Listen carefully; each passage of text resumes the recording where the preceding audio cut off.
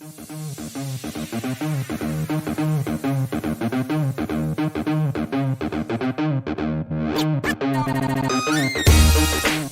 I'm Evan Mark Katz, dating coach for smart, strong, successful women and your personal trainer for love. Welcome to the Love You podcast, where you'll learn how to operate from a place of confidence and make better choices with men. When we're done, I'll let you know how you could apply to Love You to create a passionate relationship that makes you feel safe, heard, and understood. All right, welcome back to the Love You podcast. This is an Ask Evan Q&A, reader question for paid Lovesplaining subscribers. If you're listening right now, thank you for being a part of Lovesplaining. I'm really enjoying it. I hope you're enjoying it as well. Before we get into this episode, do me a small favor. Stop what you're doing, unless you're driving, that is, and go to the place where you can write us a positive review on Apple or Spotify. At the very least, give us a 5-star rating. It makes a difference. I see it. The algorithm sees it. It exposes these ideas to other women who need it. And if by the end of the episode you actually like what I had to say, please share it with a friend who you think might stand to benefit. I think today's question, everybody will stand to benefit. Without further ado, today's title: I hate being single and just want to find my person.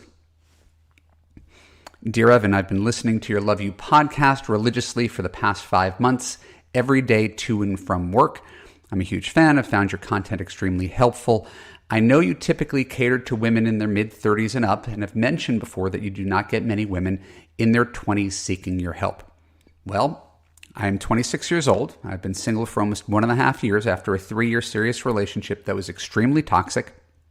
I stayed single for a bit and did the work, and I've been on 10 dates in the past 13 months, with the longest relationship only lasting 6 weeks.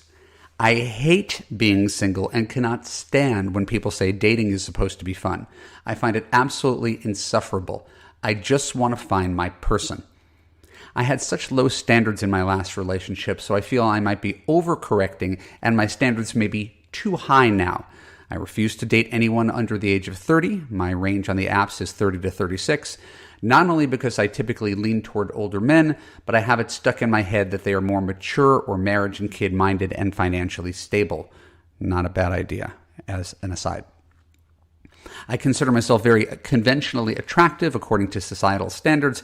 I have a hard time giving average men a chance at all, or really any man for that matter, for fear they are just using me for my looks. I am wondering if you could offer some advice to women in their 20s trying to date with intention of marriage and kids. I already keep texting to a minimum, try to meet in person sooner rather than later, and have even begrudgingly tried giving guys outside my type a chance. It feels like the pool of age-appropriate men who want serious relationships is more like a tiny, muddy puddle. I feel extreme pressure in dating because I know even if I met someone tomorrow, it would take 2 to 3 years of dating, then at least a year engagement, and I'd still be in my 30s when having kids, barring any fertility issues. Thank you so much for all you do. As much as I want to enroll in Love You, it is out of my budget right now, so your blog, podcast, and Lovesplaining have been a godsend. With much appreciation, Laurel. Dear Laurel, first, thanks for your heartfelt letter. You've ably articulated how hard it is to be single without even sharing all the worst details. Don't worry, I'm here to help validate what's wrong with dating in men. Men have infinite options on dating apps. Men have nothing to say in their profiles. Men have nothing to say in their texts. Men will text forever without asking you out. Men will disappear in the middle of texting. Men don't ask questions on the date. Men try to get sex too quickly. Men don't think sex necessarily involves commitment. Men sleep with multiple people at the same time. We could go on, but I am conscious of the value of your time. The point is that dating is fraught. Phones and apps and Gen Z and non-monogamy only make things worse, or at least more complicated. I hate to be a tease, but the full episode is for paid Substack subscribers only. So if you want to hear my full answer to all my reader questions, go to www.evanmarkatz.com/Substack to become a paid subscriber.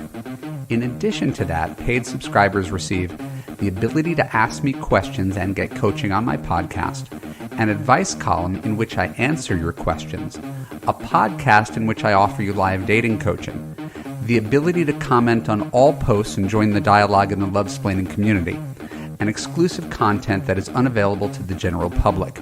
Just go to www.evanmarkkatz.com/Substack to join for free and upgrade for all the bonus content. Thanks, and I look forward to seeing you in the Lovesplaining community.